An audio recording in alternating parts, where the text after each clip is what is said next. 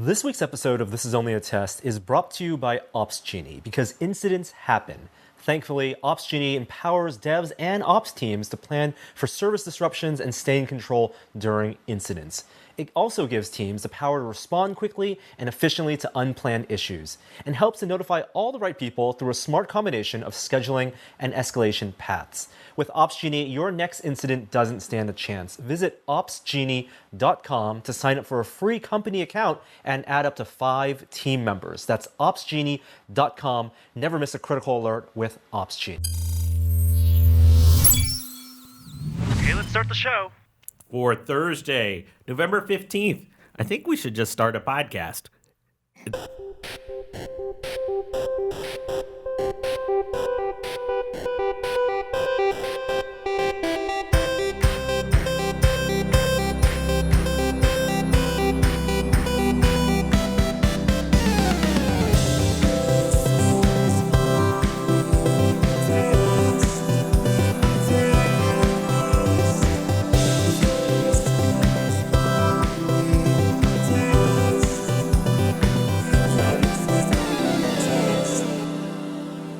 Where was the drop? There's no I'm drum. tired of your intro. What? Yes. What? There was a request from the YouTube comments, and we always honor requests No. from the YouTube comments. We don't read YouTube comments. That's the number one rule of YouTube comments. I didn't see the YouTube comment. I just like that intro. It's a good intro. Yeah. I mean, it doesn't have any drops. No. There's no yelling about squirrels. I've said before, it reminds me of the One Up Show. Do you remember the One Up Show? Like the Yeah, that original. was the podcast from the other people. Yeah, but it bad was like guys. back in the day. Yeah. Like, so we can think about that with It was back before you could make money on podcasts. Probably. Not like we're rolling in it over here rolling now. in it, rolling so big deep. I don't know about you. I made money on the Max PC podcast. You were literally the only person who ever made money on the Maximum PC podcast. Welcome into our discussion of podcast economics. It's time for This Is Only a Test. I'm your co-host, Kishore, this week. I want to start off by apologizing to everyone last week who read the title for the podcast and did not understand the brilliance of that Simpsons reference that I titled in there. Look. And were upset that I was trying to take a shot at the metric system. Sure, there are things that we can joke about. The metric system is not Metric one of them. System International? No, sir. No. Not on this podcast. No, never. Welcoming back for the first time in a couple weeks, it's Jeremy Williams. Oh, thanks. Hey, welcome back, Jerome. It's good It's to be been back. so long. I don't even recognize you. I know. And then podcast aficionado of the tested community now. People love me. It's Mr. Will Smith. Number one podcast fan. I like the new theme. I'm a little sad, though. I'm going to be honest. That's the standard theme. That's the standard theme? It's just when you come on, we play yours. What? Yeah. that's how I'm it goes. gonna hear from my manager, sir. There's 2 standard themes, but yeah, yours is the special one. Before we get into the top story this week, we missed the top story last week, which was that Norm has welcomed a new Tested Premium member into his life. Yeah, he's. I can't believe he's charging that kid for membership, but okay, I mean, how else is he going to get the premium member gift? it's true. It's true. So, Welcome, Avery. yes, welcome. There's some adorable pictures on Norm's Twitter feed and on the Instagrams of this child. And Norm seems to be doing pretty well. Like, he came in and actually podcasted. After the first poop, So things have gone downhill. So we went and saw them, and they were doing great, and They're home. Everyone's healthy. everybody's home. Oh well, we still have Ripley, but it took Gina and I. It took maybe 3 months before we realized that we were never going to catch up on sleep ever again. And I think it's already hit Norm. I think Norm has realized that his sleep situation is going to be dire from here on out. I mean, how much pretty did the rest of his life? How much did Norm really sleep before? Norm needs a surprising amount of sleep to function. Like, if you want to be a high functioning Chan, you have to sleep solid 6 or 7 hours a night. And he can do 5-6 hours of sleep, but if he gets below that, he gets a little crotchety. I'm not going to even get into how you know that about Norm. I've known but Norm we're just for gonna like 12 years. Move on. Yeah. I think it's time for our top story this week. Yep. Boom. Detective Pikachu. It's coming.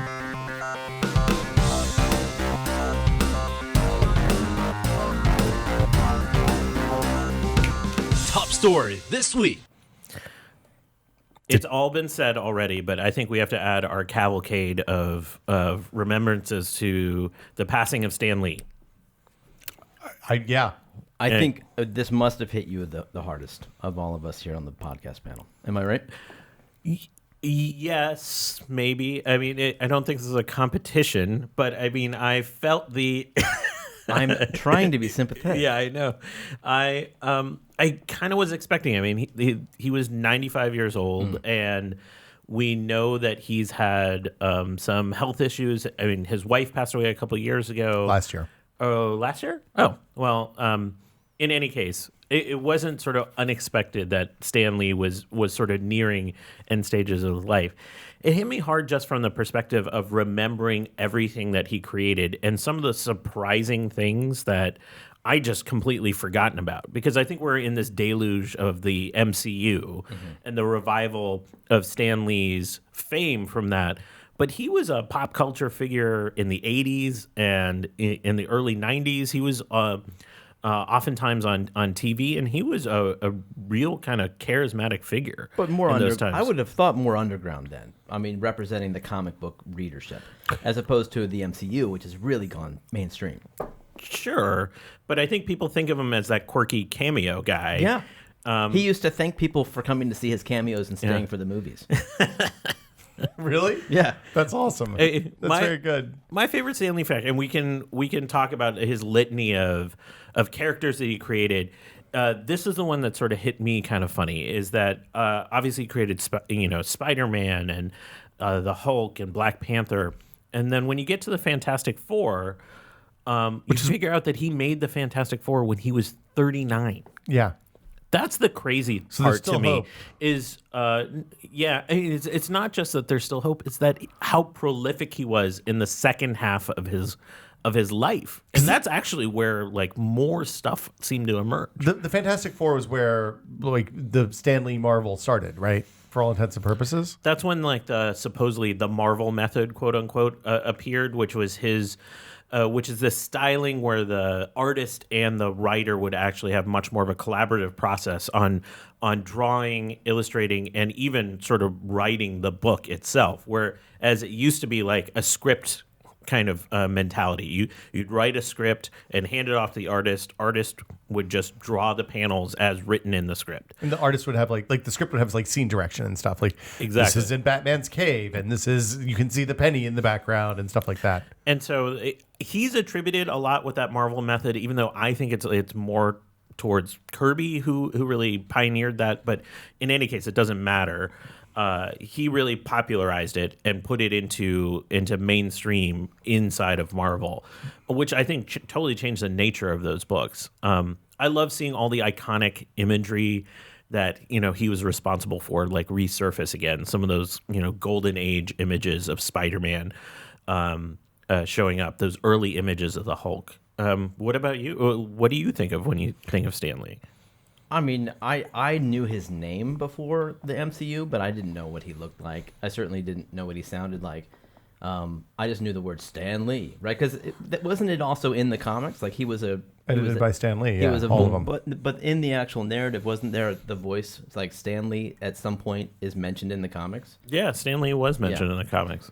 Well, he would have like True Believers and Excelsior and all that. But his name was also everywhere. So like the mention in the comics just reinforced this, these two words we're used to seeing on every single comic book. And I didn't even realize, like I'm so dense until the past couple of years that his name is a pun for Stanley. I never got that. Was that obvious to everybody? I assumed it was a fake. I assumed it was a pen name. Or like the editor, like the editor's name. Just everybody worked under one name when they wanted to make a comment. No, I get that too. But I got that part. But the fact that like it's Stan with two names. Yeah, that makes sense. I didn't get that. Oh, sorry. How about you, Will? So I wasn't. I was a DC guy because my dad had Batman comics from when he was a kid. Like there was a big trunk full of Batman comics and maybe old pornography in the barn, and they were all mixed up together. So when I discovered that as a child, it was a really good day.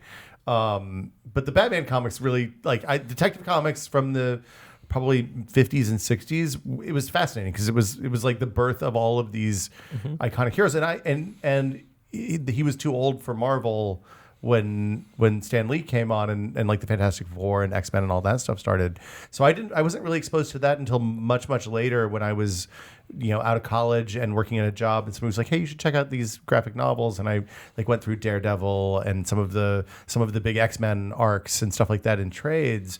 And it was always amazing to me, like the X-Men. I got excited about the X-Men because of the animated show in the 90s, and got into X-Men as a result of that, or late 80s, early 90s, I guess. So like Claremont time frame. I think so. Yeah, there was a lot of the giant robot mutant murdering robots and Sentinels and stuff like that. That's a Jim Lee, Chris Claremont time frame. Yeah. And that stuff, like, it was interesting to me that they, like, the thing that I loved about Marvel, and it's something that I think that the Joss Whedon Marvel movies did really well, is taking everybody's strengths and weaknesses of each character playing off of each other makes the whole team stronger as a whole. And it's something that you really see a lot in like Avengers and X-Men and stuff like that, and Fantastic Four, but not so much in the DC side. And it's what appeals to Marvel for me now more than DC.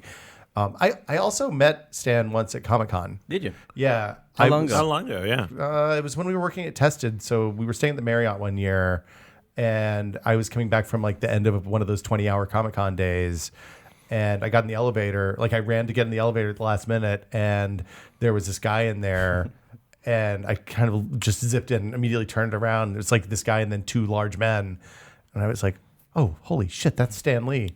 And I just turned around and was like, "Hey, I don't want to bug you because I know you're like," it was like 11 o'clock at night, and he was probably 90 years old at the time. I was like, "But I really love your work, and thank you for what you've done over the last 40 years." And he was like, "Oh, thank you. Thanks, Excelsior," and then got off the elevator and walked to his room, I guess. It was a 30-second interaction, but he was very nice about it. I'm so impressed at the last 20 to 25 years about how close he stayed to fans in the rise of the con movement. Mm-hmm. He would go to every single one he could, it seemed like. Actually, to the point where it was like, how is he going to all of these? Like, this is crazy to me. There was the unfortunate news in the past couple years of fights over his estate and his name, and that rippled through into the con experience. I remember being at a con with Norm and us seeing Stan Lee in his like area where he was getting photographs and it just feeling wrong. Like something about it felt exploitative, and that was unfortunate, but I don't think that's going to really be the end of Stan Lee's story. I mean, the legacy is that he took the thing that a bunch of nerdy kids loved in the 80s and 70s and 60s and turned, like, the themes that he established in those early works are so pervasive and universal that they can make a movie about them that makes $2 billion at the box office and touches millions of lives. And that's awesome. I think that's really good. There's actually a really good quote along those lines on the Remembrance page that Marvel put up. It says, this is a quote from Stan Lee. He says, "I used to be embarrassed because I was just a comic book writer while other people were building bridges and going on to medical careers. And then I began to realize entertainment is one of the most important things in people's lives. Without it, they might go off the deep end. I feel that if you're able to entertain, you're doing a good thing." Well, but not just that. Like, there's representation that he was doing in comics. Like, as not a mainstream medium, comics were able to do things that they couldn't do on TV and they couldn't do on in film, and as a result, they have far surpassed some of the earlier large franchises because of the kind of counterculture nature of even superhero comics in the 60s and 70s.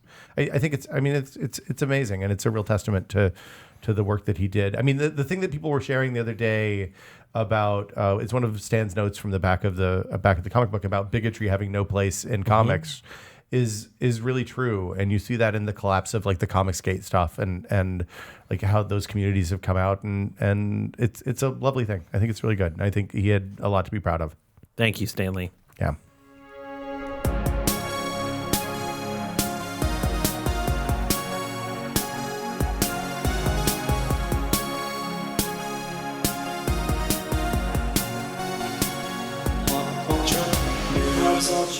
Okay, we have 2 new trailers out that we're going to discuss.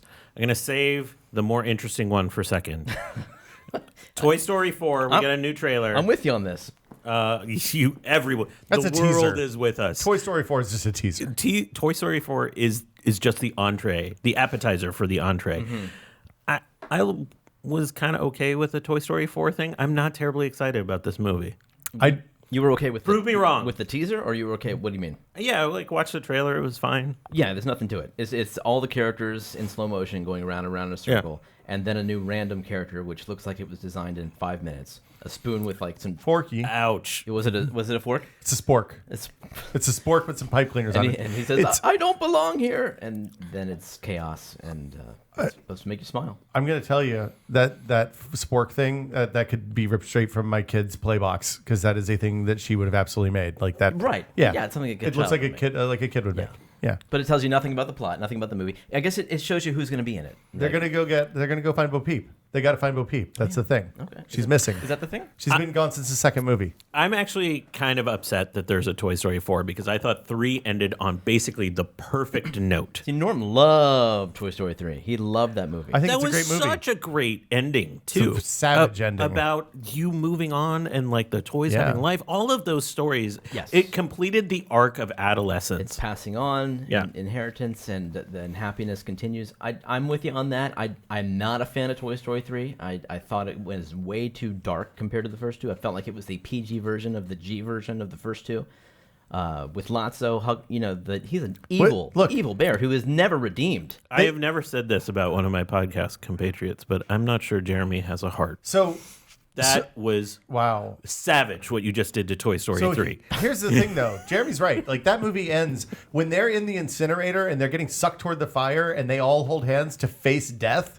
Yeah. And then there's a Deus Ex Machina that saves them. But until then, they'd given up. They look death in the eye. They're like, well, that's it. We had a good run, guys. Time to get melted down. I was watching that. I was thinking, I'm not sure if I could take my kids to this. This is just plain dark. This is just dark. Yeah. Yeah. I mean, But it did bring it to an end the teddy bear industry for a little while, which I was thankful for. really? I don't know. Oh, okay. I think it was for the kids who grew up with the first two, and they were a little bit older, ready for a little more trauma in their lives. And so they got the Toy Story 3 that they deserved. Well, so like as somebody who has watched that with a young child, she completely misses the fatalist aspect of the last act, right? Good. Like she's sitting there, she's like, "Oh, they're gonna get out, Dad." Right? I was like, "Yeah, they better be she's fine. already I'm gonna go over to Pixar and throw some bricks through windows." She's already predicting movies. Yeah. All right. Well, Toy Story 4 is happening, whether we like it or not. Maybe it'll help certain people on this show rediscover their youthful enthusiasm for toys. So they did they did some shorts. They did Toy Story of Terror and the Toy Story That Time Forgot, and those pick up the Bonnie story. Don't forget Partysaurus Rex. Partysaurus Rex. What up, What up, fishes? fishes? Yes, That was pretty it's good. very good. All right. they're doing good stuff with Bonnie. Toy Story 4 is happening. But let's get to the real trailer. Oh, It's yeah. time. When you need to solve mysteries, there's only one Pokemon you're going to call on. Sherlock Gnomes. It's Detective Pikachu Fuck time. yeah. Weird, man. This is so weird. Oh, it was so good and terrible and everywhere in between. Did either of you grow up with Pokemon? Because I think we're all too not old, really. right? Yeah. I have no connection to Pokemon whatsoever. I think this movie looks dope. It's got Deadpool as a little rat bird lightning thing with a hat. Why did we not love this? It's great. He can only talk to one person. Yeah, that's the best this way. is the best. This is setting up all sorts of hijinks. Imagine a Deadpool movie where Deadpool can only talk to one person. What are all those Bulbasaurs doing? What I are need to know. Bulbasaurs? They were in one of the scenes Is at that, the end. is that the fire breathing thing? No, that's the water one. No, Bulbasaur water. Yeah. Look, I have questions about the Pokemon universe, right? Is this a universe where people are okay with dogfighting? Because they take these pets, they enslave them, and then they make them fight each other. Right. They're not compensated. They're seemingly sentient because one of them can talk.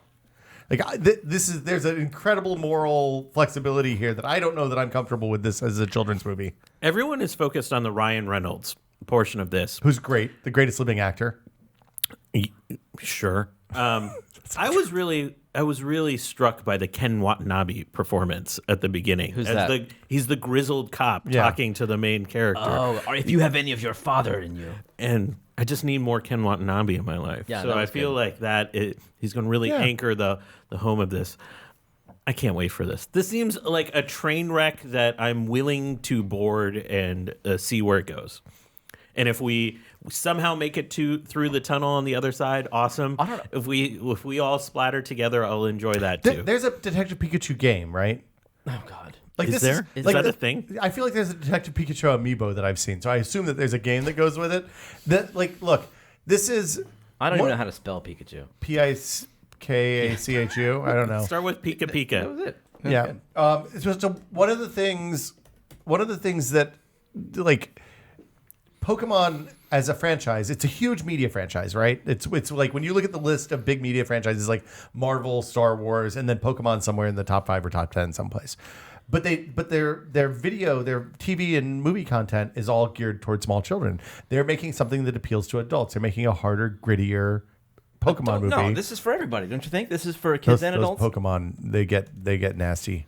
Is that Jeremy? Is that right? I don't know. There I are assume some so. mean Pokemon. Yeah. There is a Detective Pikachu game developed by Nintendo. Yeah.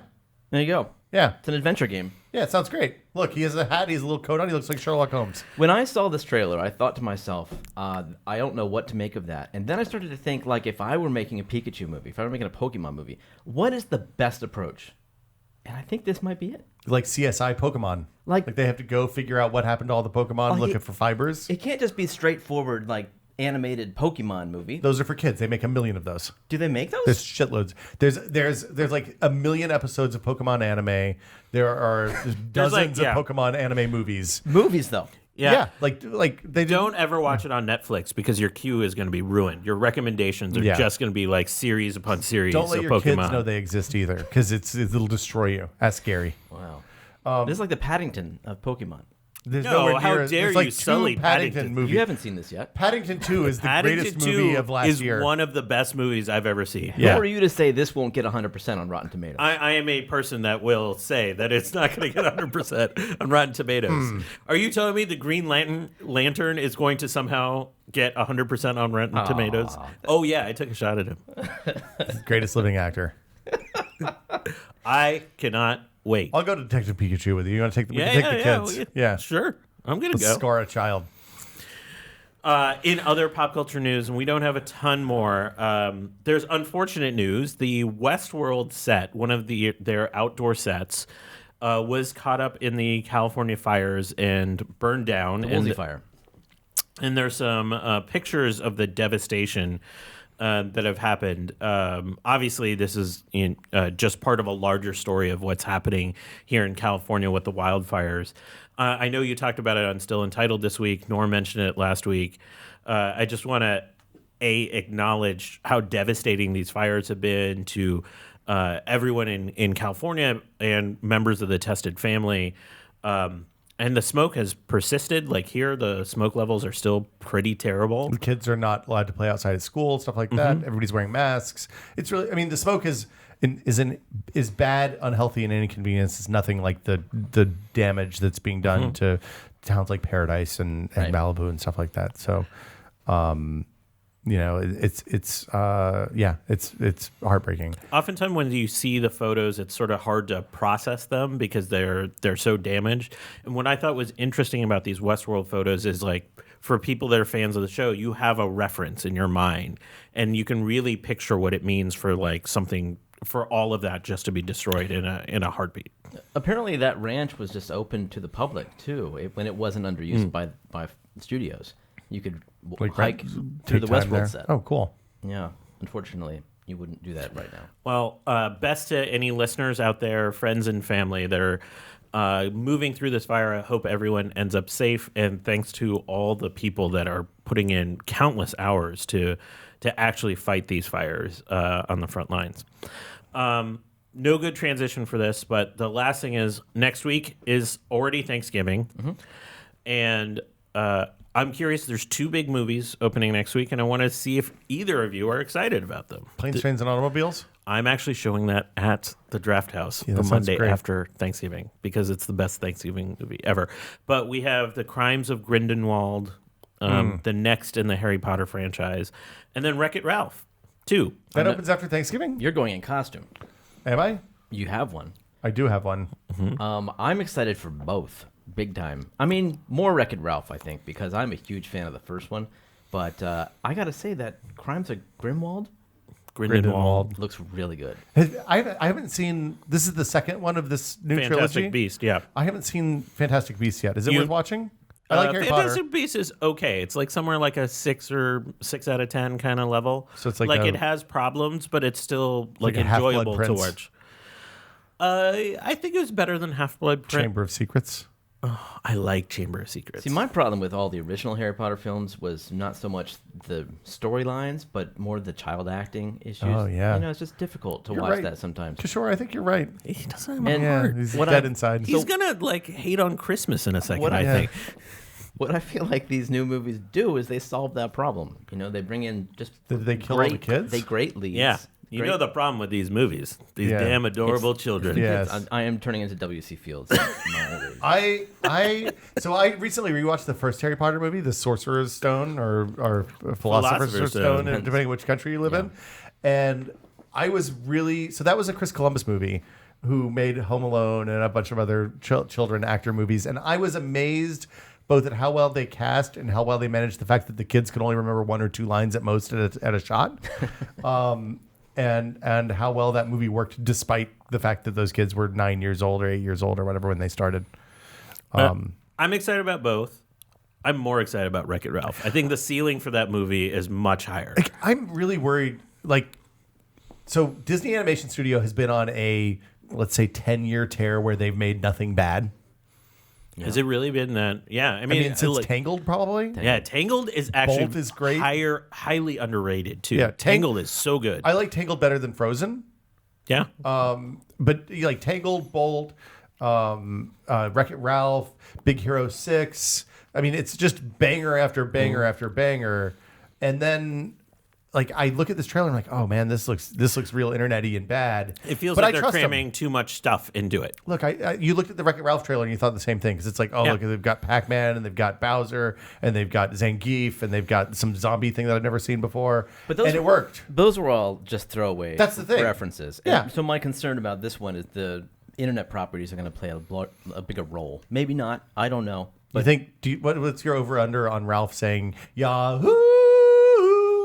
Yeah, I don't know. I hope there's some retro 0. references. I think he's not going to say it. Okay. I hope like you get to see like AOL panhandling or something. Yeah. You've got mail. Yeah, petfood.com. This is getting brutal, man. Yeah, what else do you want to see? You want to see Walmart.com? The pets.com dog Yeah, just pets- being yeah. trampled on the ground. Like a thrift store with getting neutered. Netscape Navigator and something like that. Yeah, that sounds you know? good. Yeah, Internet Explorer just on fire in the Modems. background. I want modems. I want dial-up somewhere on there. Yeah. I don't know. I'm interested to see what happens. I'll go see it. I'm going to go see it. I like that. Love the first movie. It's one of my favorites. Me too. And like I said, if it were any other, even Pixar, even if Pixar was making a movie that had a trailer like that, I'd be like, oh man, I don't know about this one. But I trust the Disney Animation folks. They are on one of the hottest streaks in all of film right now. And go to like an 11 o'clock show, Jeremy, because then there won't be any kids there to ruin your experience. In the morning.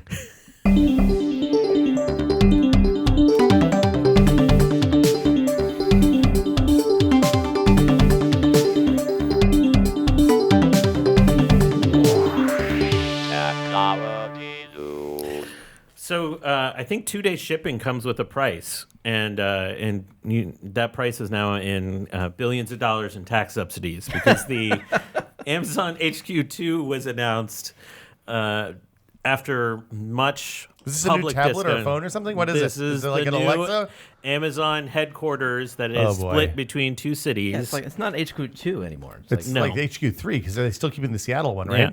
Yeah, exactly. And with the promise of 50,000 jobs, and I think there was a lot of interest from cities that in areas we call like the heartland, like outside of sort of like big tech areas, that were really putting a lot of effort into making this happen. There was some really silly things We're like sacrificing goats in Milwaukee. there was a town that literally said they would make Jeff Bezos permanent mayor of the town. Yep. And they would rename the town. Like there's Mario stuff like Cuomo that. said he'd change his last name to Amazon. He said, should he? Yeah. Yeah. I actually thought, like, there's ones that are much more serious, like Birmingham, Alabama really made a strong pitch for something like this. At the end, they chose New York and D.C., not inspired choices. National Landing, a place that doesn't exist. Queens and Arlington. Yes. Well, Arlington. fine. Yeah. Crystal City. Yep. Long Island City, if we're going to be like really particular here. Why do we care about this? Can I ask? I don't. I just want to say that I found this totally disconcerting. The process behind this. It brought out some ugliness. Well, and when you look at like the number of jobs that they're promising to bring to these areas, it's laughably few for 3 to 5 years. It's like 400 people next year they're going to hire in Arlington, Yeah, which they're bringing the jobs. They're bringing the jobs with them. yeah, they're encouraging people to move from expensive Seattle to soon to be expensive Northern Virginia and already expensive Queens. Like I don't. People in Queens seem pissed off about this. People in Arlington seem pissed off about this. It doesn't seem like a good thing. Yeah. It seems like they've invited a plague into their home. It's a weird thing, like tax credits in exchange for some public infrastructure improvements. Don't get me wrong. I have nothing against the jobs and all of that, but the whole process just turned into a circus. It felt like by doing it publicly this way. Well, it was public up until January when they had a list of the top 20, and then they went completely secretive, and they were insisted that everyone involved signed non-disclosure agreements, and the city just went mute. All right.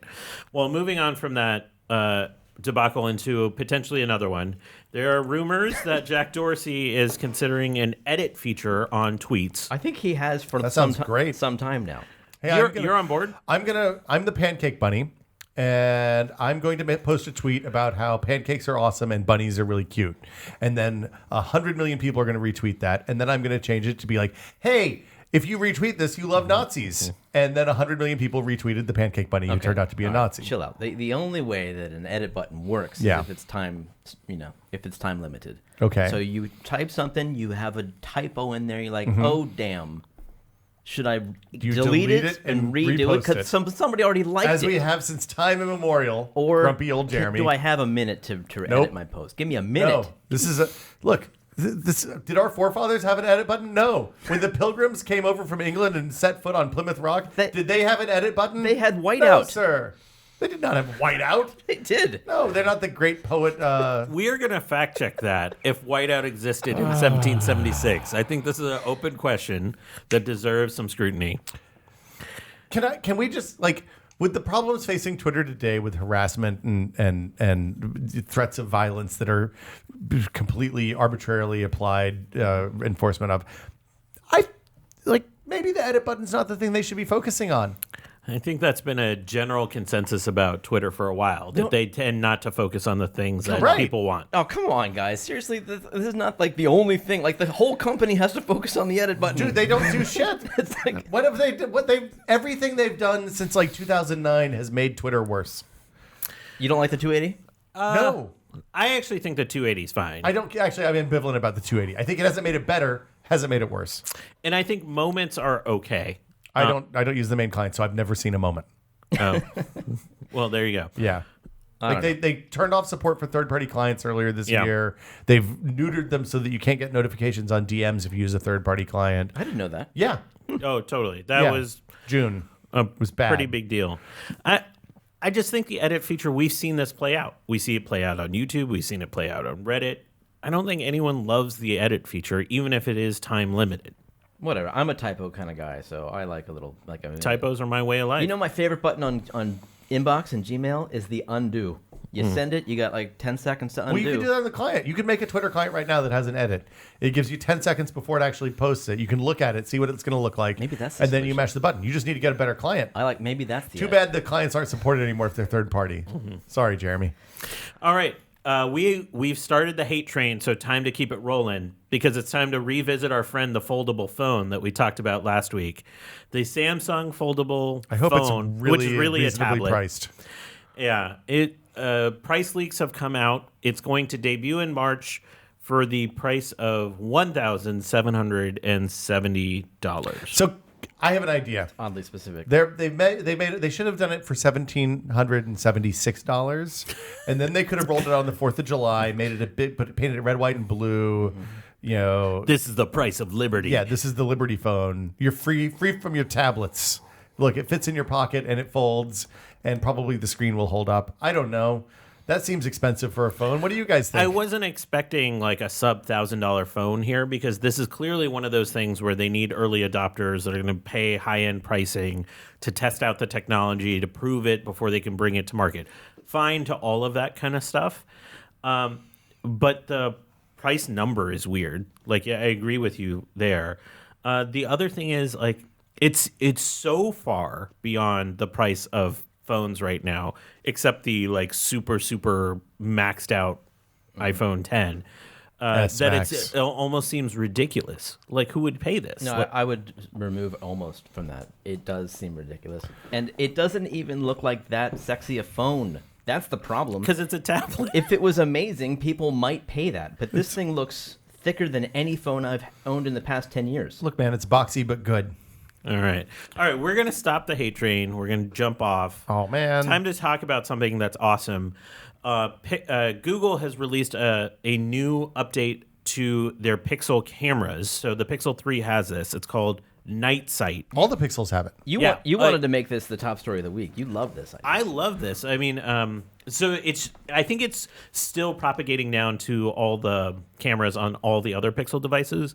This is essentially a low light feature, but it's much more than the low light feature. It allows for essentially longer exposure. It's, I think, about 6 seconds longer exposure. I think it changes depending on what you need. Up to 6 seconds. It's up to 6 seconds. But the idea is that it brings in much more light. So items in the foreground, especially items in dark areas and these low light conditions, are much more lit than we see with our naked eye. In addition, it doesn't do it in a static way. It actually does it with motion. So you can take a picture of a scene in this night sight and get the foreground sort of lit up, if you will, if something's moving in the background, and it will account for that movement. Yeah, it was kind of a brilliant trick of software. Seems like magic. No, it's not magic. It's science. Seems like magic. Even I think it feels like magic. It combines information from the IMU with visual data from the camera itself, and they do it. Like, what's impressive to me is they can do these seconds-long exposures and retain sharpness. Like, that is not easy. It's got that integrated magic unit, man.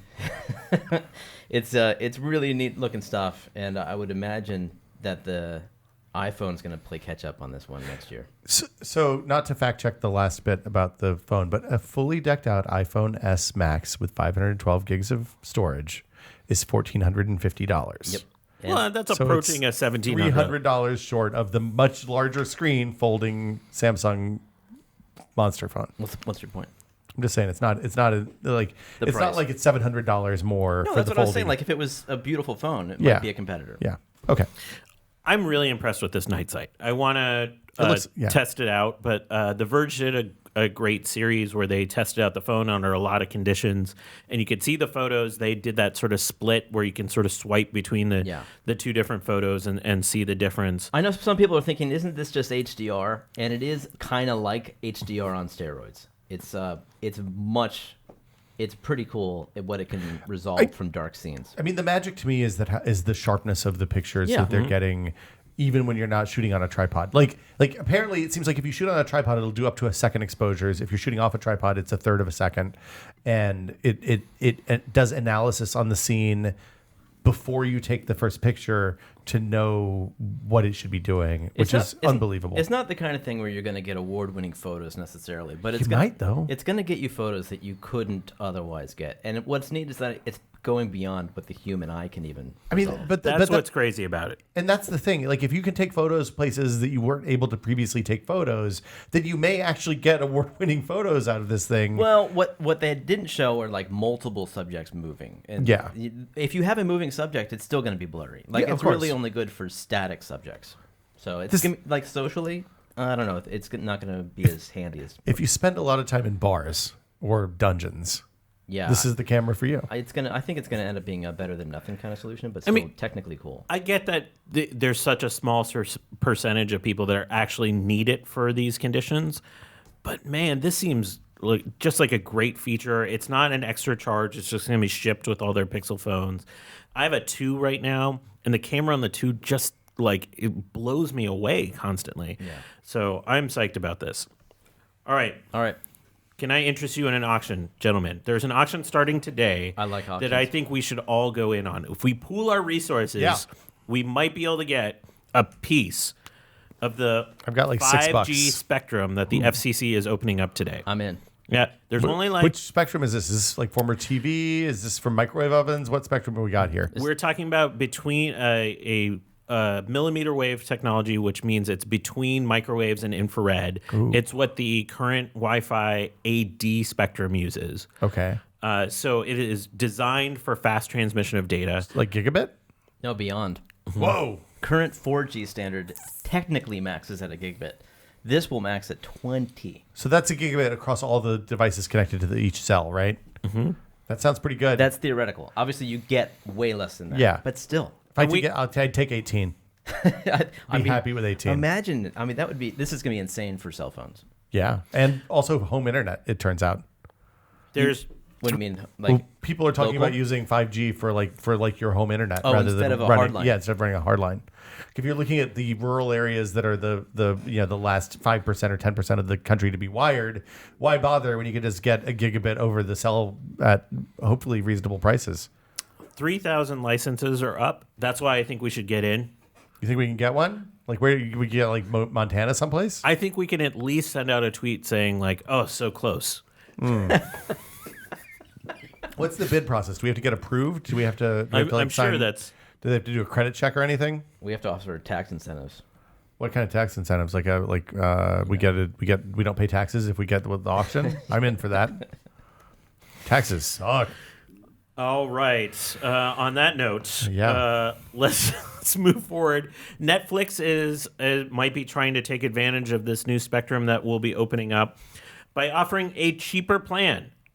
Cheaper plan, as in up to 50% off for mobile users, people who are only using Netflix on mobile. Yeah, that's always a catch. I don't know if I have a hard time imagining that.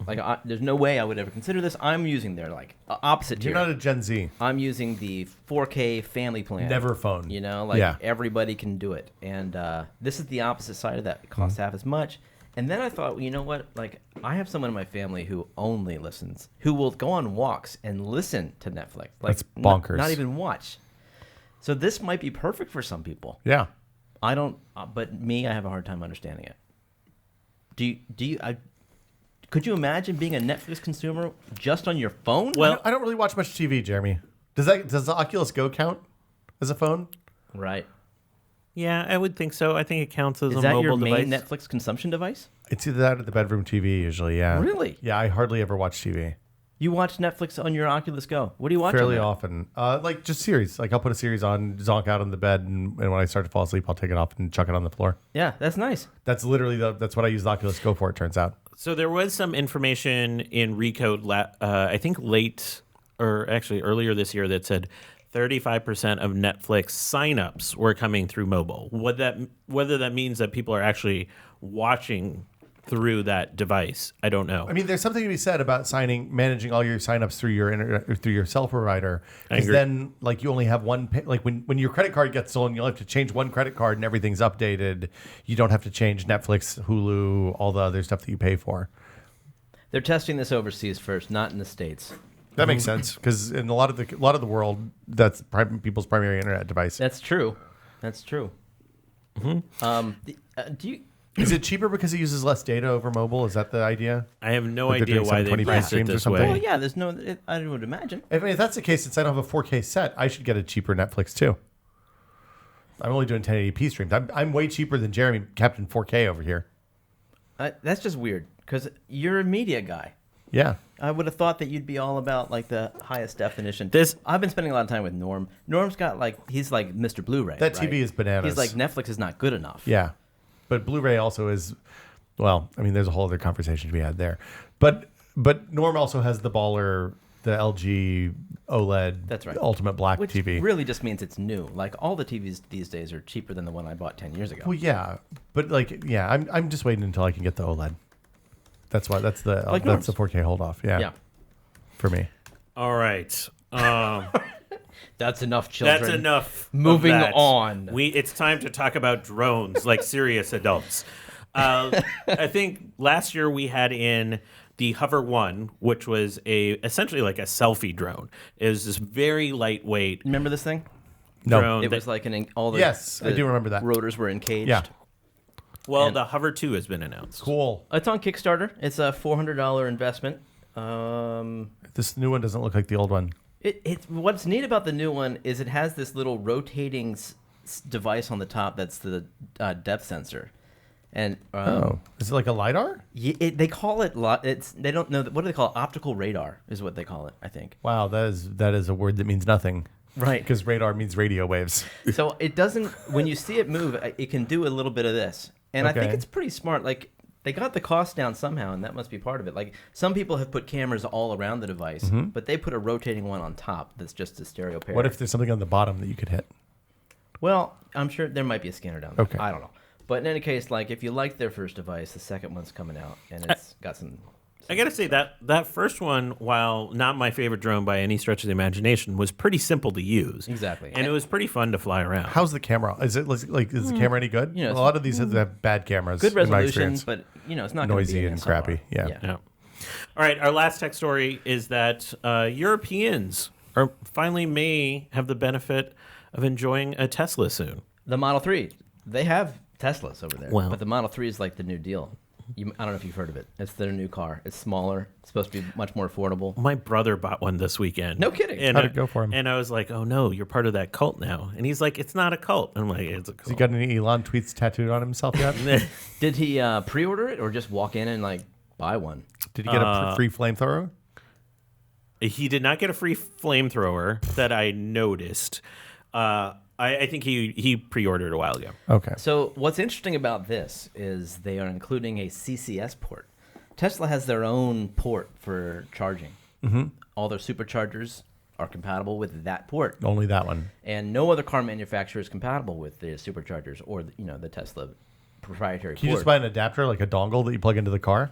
In order to connect Tesla's two CCS ports, you do need that adapter. Oh, wow. But what they're doing in Europe is they're building Teslas with the CCS port natively. Is this an EU regulation thing? Is this I like how think- you have to have micro USB Exactly. or USB-C on all the phones? I think so. Like I read this article and I did not see a reference to that, but I'm thinking that must be it. Like the company line is the CCS charging standard is more prevalent in Europe already. Man, I just want big government out of my charging ports. I don't know, man. Like what was interesting about this is somebody also asked Tesla, are they thinking about changing their CCSing in the US? supercharger network to CCS Oh boy, in Europe? And they didn't say no. that would be a big problem for people that have early Teslas, huh? Yeah, then they need an adapter going. Yeah, a dongle. they need Can you that get adapter. a dongle that lets you plug your car into a Tesla thing? Only the destination chargers, which are standard 240 volt chargers. Okay. You can't do supercharging.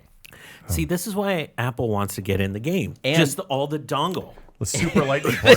All the dongles. You're so right about They're that. We're gonna sniffing dong it all up, the guys. doggles. We're maximum dong. By the way, that Oh. adapter for the destination chargers Yeah. is $1 million. is black. No, it's black market. Like Tesla What? is not for this. Yeah, and of course, I'm sure Tesla owners aren't for it either because they don't want to see a Chevy Bolt plugged into their destination. No. charger. Because those are actually subsidized by Tesla. Like they pay all the money to have them installed at hotels. I have to say, when they took away the infinite charging for Model S's, Model X's a couple months ago, like that made me much less interested in buying a Tesla because part of the appeal was like free supercharging for life on a Model S. And if you don't get that, why? Yeah. You know, I don't have to pay for my electricity. It's free like the water. All right. Do we have a message from Norm? Before these guys continue, I want to let you know that the sponsor that makes this episode possible is Mailchimp. Mailchimp is an easy-to-use marketing platform with a name that might make it sound like they only do email, but they do just about everything to help businesses grow. With email, ads, postcards, landing pages, audience management tools, automations, reports, and more, you'll know you're doing marketing right. Growth looks different to everyone, so Mailchimp helps guide you to make the right marketing decisions for your business. You can create a customer list, connect an online store, test an email variation, or analyze a marketing report. Mailchimp understands business owners would rather focus on their passion than focus on the marketing, so they automated the marketing process to make it easier for you to get back to doing what you love. Mailchimp started by just doing email marketing, but now they do just so much more. You can say they outgrew their name, and now their marketing tools can help you do the same. Go to MailChimp.com and sign up for free to see how Mailchimp can help grow your business. Mailchimp, they do more than mail. Now back to the show.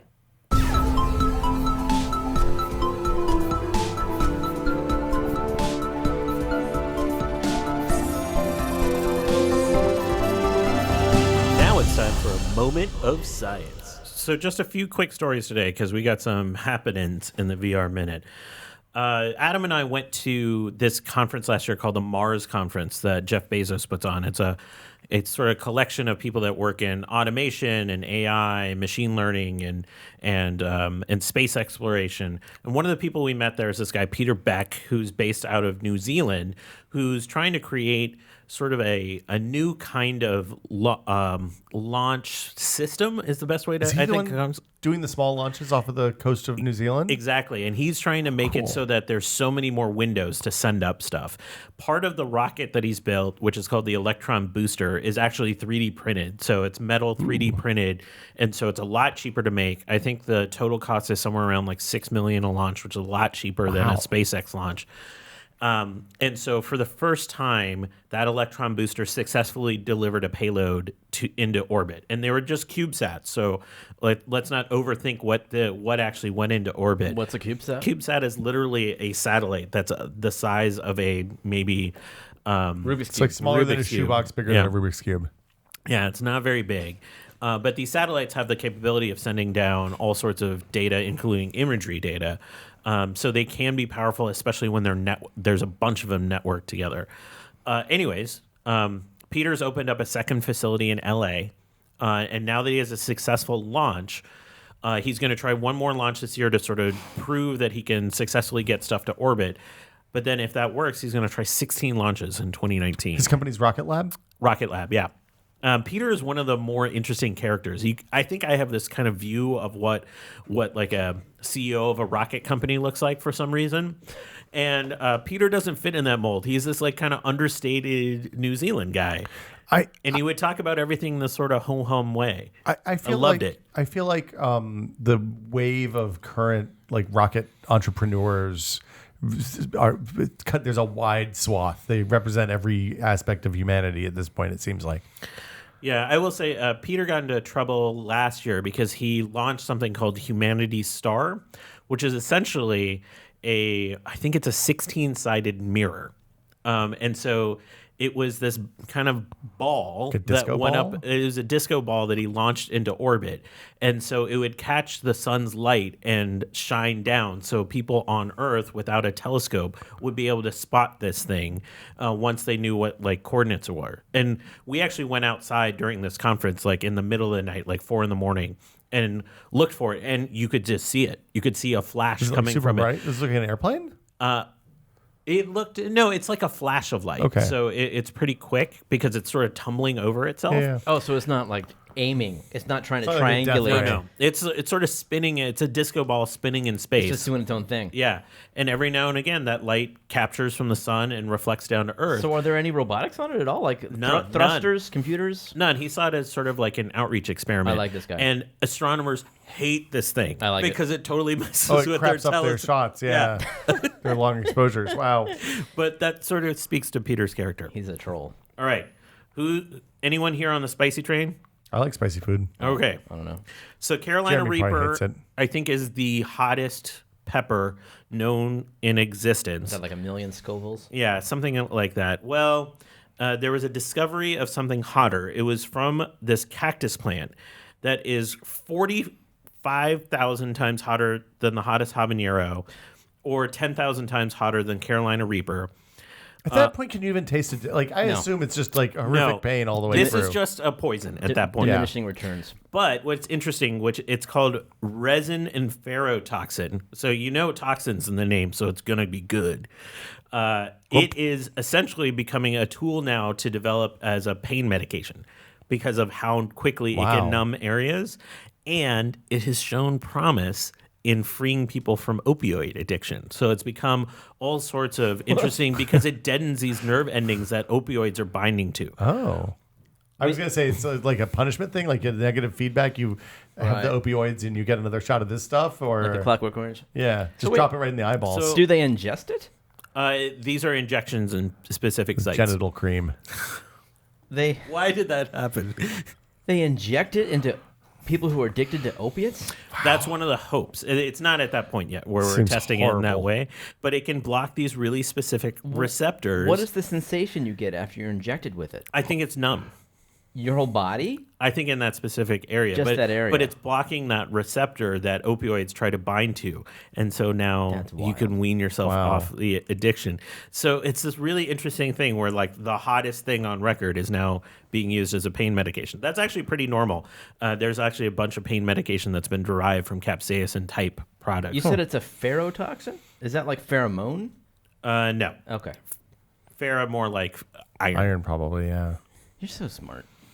He's a very smart man. I mean, you, but Oh. Kishore's all right. Thank you.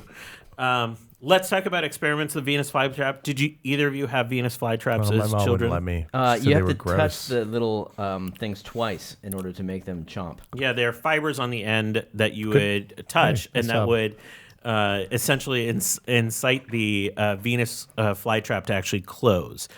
Well, researchers wondered, is it just the actual pushing on these fingers that make a difference? And there was some hint that there's actually some electrical signaling going on. So they essentially created what's called a cold plasma. They ignited an electrical like lightning bolt through some air that had some nitrogen and oxygen in it. Let that air that's now highly ionized flow into the Venus flytrap to visualize what would happen. And they found the Venus flytrap is actually releasing ionized particles Wow. before actually coming into physical contact with something to actually sense that it's there. Wow. So this sort of like ozone-like effect, because that's what ionized oxygen can turn into. This isn't so dissimilar than what they think is happening in certain biological processes. But it's hard to envision like this kind of thing happening in a cell. Easier to see it in a Venus flytrap. Yeah.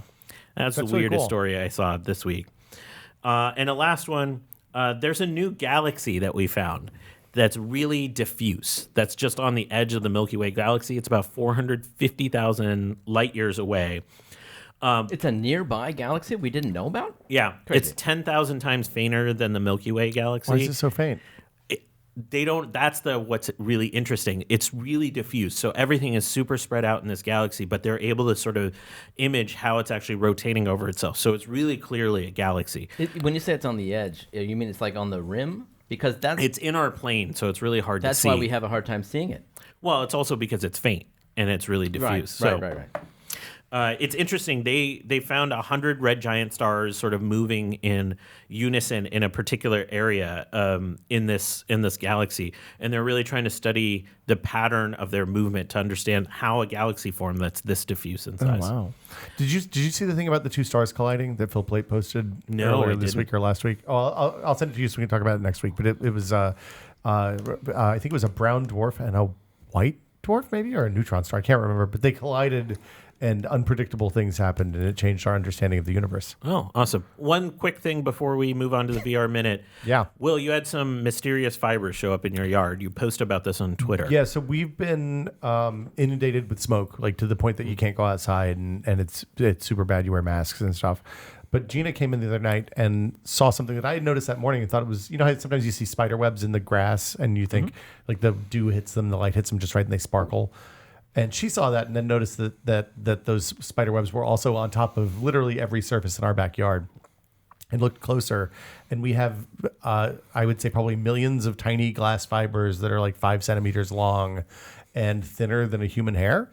Almost impossible to see unless you're moving your head and the light catches them just right. And we don't know what they are. Presumably, they were deposited with the smoke from the fires. And like the first guess, obviously, everybody has is that it's fiberglass insulation that got vaporized and blown up into the atmosphere and then dropped where the air cooled down. Which has happened in fires, but not in the insulation. Like fiberglass boats have caught on fire and people have found fibers. Yeah, usually the fiberglass insulation, I think, melts before it escapes the walls. So a tested viewer, somebody who follows me on Twitter, was like, hey, I have access to a bunch of electron microscopes and chromatographs and stuff like that. So I've collected some specimens and I have to drop them in the mail to them. How did you collect them? Scotch tape and tweezers. So you use Scotch tape and you pick up everything and kind of fold the tape back over on itself. And then I also I've got to go out this afternoon actually and get, I'm trying to get individual fibers, which are shockingly hard to grab because like you have to grab something that you can't see really. And then you kind of pick it up and you see if you get anything and then drop it in a vial. So he has some clean specimens. Have your neighbors complained or mentioned it? So I asked one of our neighbors yesterday. They hadn't noticed him yet. But like I said, nobody's been outside. Yeah. We're painting the house. So we've been outside moving stuff away from the house and walk the dogs and stuff. But nobody else in the neighborhood has noticed. So it's a very unusual thing. And I'm hoping that we don't have to have some sort of massive environmental cleanup in the backyard. Keep us posted on your Twitter about that. I'd be very curious. Yeah, I get a lot of questions. The VR Minute. Virtual reality this week. All right, we have a 10-minute VR minute. Let's start with this amazing leak that Valve may have a new VR headset in the works. Well, it's almost certain now because their new controller drivers made reference to several of the components seen in these photos. Did you see these photos, Will? I've just looked at them a minute ago, yeah. You hadn't seen these until today? I've been really busy this week. So there's like, they're oddly good photos. Like they're a leak, but the photos show lots of really great angles. One of them has a computer screen in the background that's perfectly in focus that gives the date of only a few months ago. You can see controller boards in some of them. Yeah, including the names on some of the chips. But it is from one of the boards says Valve on it, so it is a new developer kit or potentially a new Vive that's in development at Valve. But of course, there is absolutely no official word on them. Just 4 photos that leaked to the internet, and they weren't like necessarily like immediately taken down. I haven't seen any sites have them taken down. GDC is just around the corner, guys. Yeah, and some developers have been dropping hints for weeks now about wait for GDC. There's going to be some good information for VR nerds. But it looks like it has some kind of inside-out abilities. It has cameras on the front. Of course, the Vive has cameras on the front, but these are positioned more like what you would expect from a tracking solution on the corners. It has a port on the front that looks like it's connected to a USB. It could just probably, who knows what that is. It looks kind of magic or a leap motion, shaped, but it's unlikely that they're using that for any kind of hand tracking solution. All it's possible. The Pimax guys are using leap motion for their hand tracking. I mean, the big surprise to me is that there don't seem to be the divots that work on the current generation or second generation Lighthouse sensors. Well, yeah, with Oculus moving away from outside in and strictly inside out, maybe the next Vive we would expect the same thing. Maybe just for the headset, I don't know. But someone did point out that there are divots on the top that are potentially for using those. Is that like a grill on the front? What do you mean? Like it looks like a little like speaker grill? Yeah, it's a place to buy a hat for your Vive. You can put whatever in-game thing you are. Even if this is all legit, this is a developer kit, and it's probably just excess cooling. But some people have posited that maybe there are haptics in the headphones. Oh wow, which would be interesting. And what's neat to me is the optics. The optics themselves, while still clearly Fresnel, they still have those ridges. They look huge, really, really big. Which some people are thinking, easily over the standard 110 degree field of view that we have now. Maybe as much as like 140 or beyond. These look a lot different than the dev prototypes that Valve shipped out of the pre-Vive. The not the Vive pre, but the actual pre. The original Valve dev kits. Those looked much more kind of hand built, but were representative of the final hardware design of the Vive. I don't see any indication of eye tracking, which I'm kind of hoping for from next gen devices. But who knows? It would be. Would we even see it with this view? Normally, you would see some sort of at least IR light, if not camera, eye facing. What's that big bar in between the two lenses? That thing I don't. Yeah, I don't know what that is. I don't know either. Yeah, but this does look like the Pro head strap, if I'm looking at this right. I imagine they learned their lesson, and the next gen devices will have built-in audio. I would hope so. So yeah, there's that. That's interesting news. I mean, just wait and see. But I'm glad to see that there's more hardware in development, VR facing, from Valve, because they basically kickstarted this whole VR revolution. Like, I know Oculus gets all the credit, but Oculus used a lot of the head start that Valve gave during their early development. So I'm glad to see that they're still ready to compete in that space. We just have a couple other quick stories. There are rumors that we're going to get a new Void experience. Well, no. This has been well known. Like, we talked to them about this at. Oh, did they mention it at openly? Connect. Yeah, they've been public about Wreck-It Ralph being the next Void experience, and it will share the space with existing Void experiences, and they will transition from I think what's it called, Shadows of the Empire. It's the Star Wars one. The Star Wars one. To the Wreck-It Ralph one midday. Like, that's how modular. Oh, so like give morning shows and then afternoon shows? Yeah, so you can That's interesting. come for Star Wars in the morning and Wreck-It Ralph in the afternoon. Cool. So their spaces are that modular, which is cool. Like, just from a setup standpoint, that's a neat ability that they have. And they released the trailer, though, today or yesterday, of the Wreck-It Ralph experience. Z-Rec VR? Yeah, that's what it's called. Have you not seen it? No. Yeah, that's what it's called. Ralph Rex VR. Wow. There is Sounds great.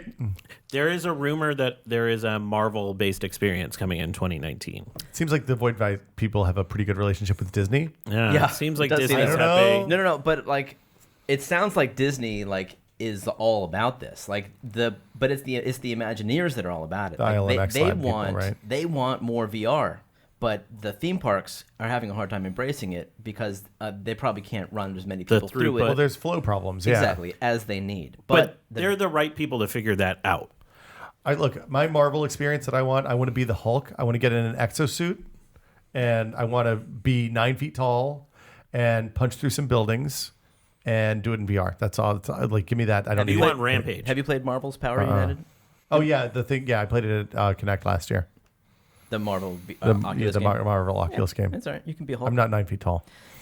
The Wreck-It Ralph trailer doesn't have me like super No. jazzed. I don't know. Like, it's oddly. The Void stuff's been pretty good so far. The Void stuff is amazing. That's why I'm let down by the trailer, because the trailer, the graphics seem oddly choppy. It's campy in a way. Like the Star Wars one, they've tried to do it serious. They try to pull off like a legitimate.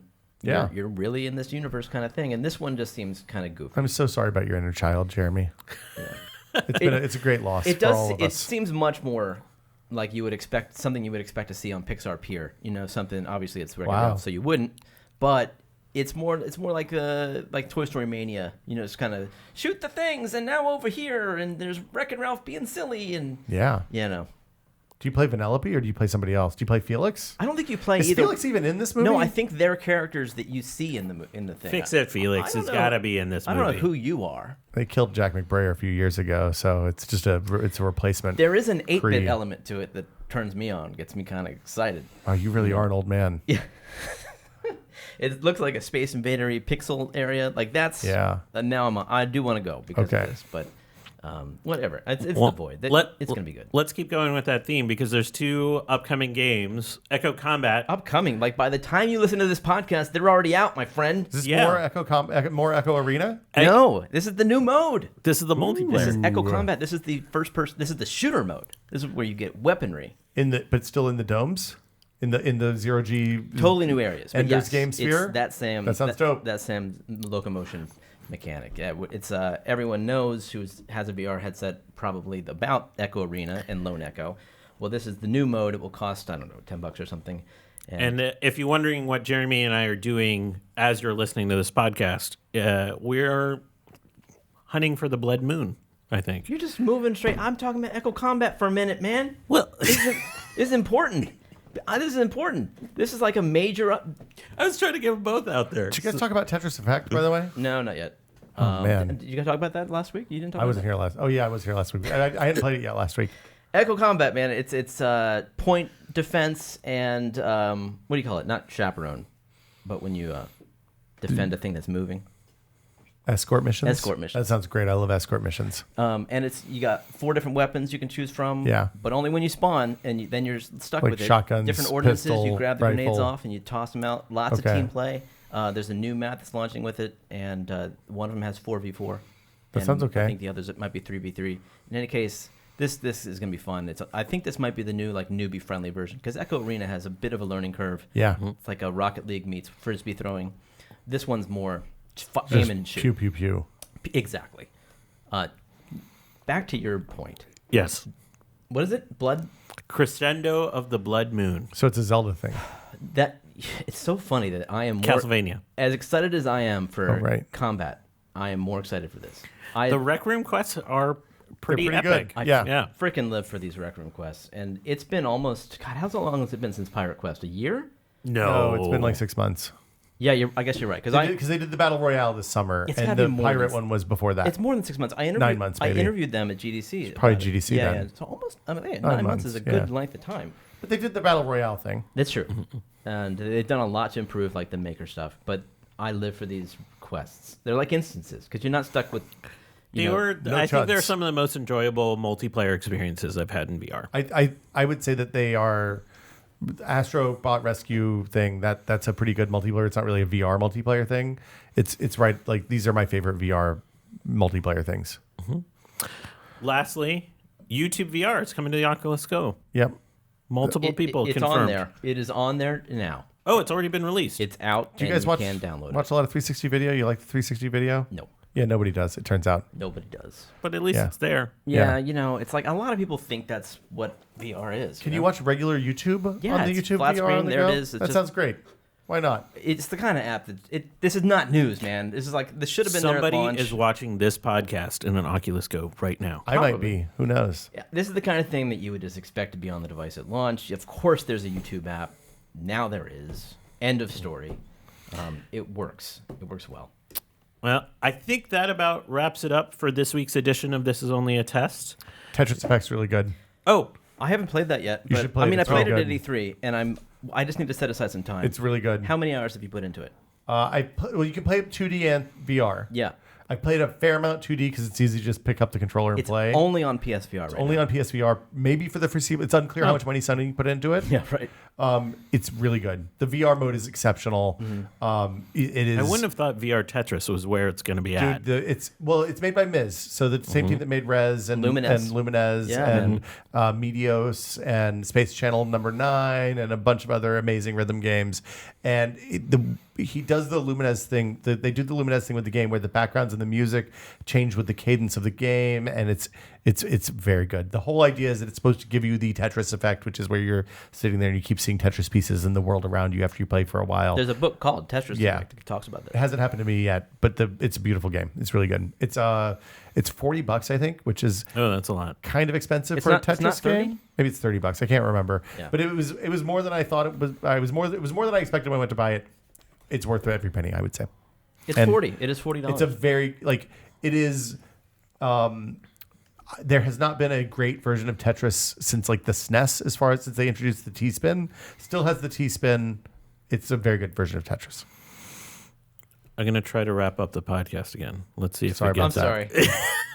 Sure, you did a great job hosting. Yeah. We're Co-hosting. co-hosts. We're all three co-hosts. No, I'm not a co-host. Equally co-hosting. I'm a special guest who got screwed out of his intro. Oh, no. Walk-on music. Thank you for joining us on This Is Only a Test. We will actually not be here next week. What? But I believe Norm will be joining us with some special guests. Yeah, me. Well, I'm back again. Are you? I was Yeah. trying to give you special guest status, and you wouldn't let me. Look, you already. If you're not playing the music, I don't want your special guest status. Well, you bring it up with Norm.